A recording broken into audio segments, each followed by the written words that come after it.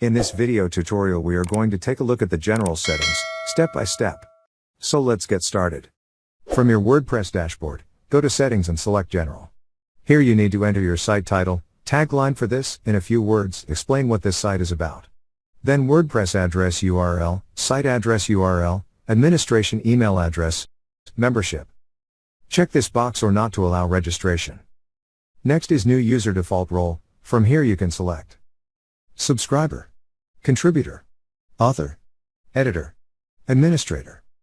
Then select site language, your time zone, your date format, time format, select when your week starts on.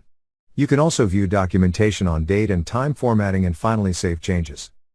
So this is how you can do your site setting in WordPress. Thank you for watching.